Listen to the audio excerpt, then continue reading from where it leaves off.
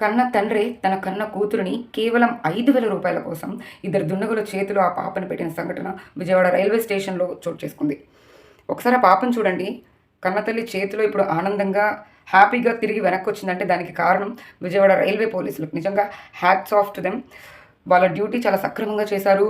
కేవలం 6 గంటల్లో ఆ పాపని రాజమండ్రి రైల్వే స్టేషన్‌లో ట్రేస్ చేసి ఆ పాపని తన తల్లి వద్దకి చేర్చారు. ఇందులో అత్యంత కిరాతకమైన విషయం ఏంటంటే, ఆ రైల్వే స్టేషన్‌లో ఈ ఇద్దరు దుండగులు ఎవరైతే ఉన్నారో, ఒకడి పేరు శ్రీనివాస్, ఇంకొక ఆమె పేరు. ఇద్దరు కూడా అంటే వీళ్ళిద్దరూ పెళ్లి కాకుండానే సహజీవనం చేస్తూ ఉన్నారు. ఆమె పేరు చిన్నారి. వీళ్ళిద్దరూ కూడా రైల్వే స్టేషన్‌లో టీ అమ్ముతూ ఉంటారనమాట.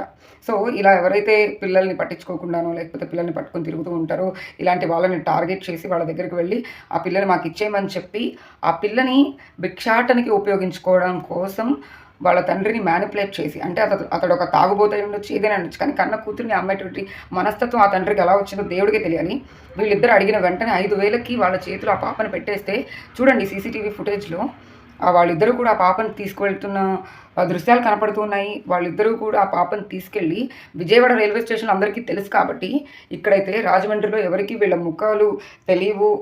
వీళ్ళ ఆచూకీ కూడా ఎవరు కనుక్కోలేరని అనుకుని చాలా తెలివిగా ఇక్కడి నుంచి బస్ స్టాండ్‌కి వెళ్ళిపోయారు. బస్ స్టాండ్ నుంచి అక్కడ వేరే బస్ ఎక్కి అక్కడి నుంచి మళ్ళీ రైల్వే స్టేషన్‌లో ప్రత్యక్షమయ్యారనమాట.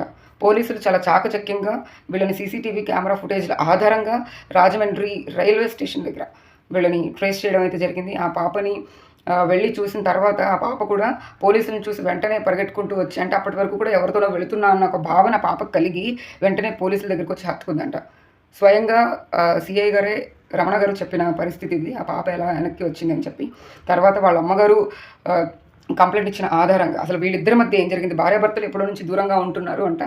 ఆ మస్తాన్ అనే వ్యక్తి, ఆ పాప శ్రావణి వాళ్ళ కన్న తండ్రి మస్తాన్ అనేవాడు. అతను పిచ్చ తాగుబోతు. భార్యని వదిలేసి 4 నెలల నుంచి అతను ఉంటున్నాడు. అయితే వీళ్ళిద్దరూ కూడా గొడవ పడుకున్నారు. ఎప్పటి నుంచి కలిసి ఉండడం లేదు.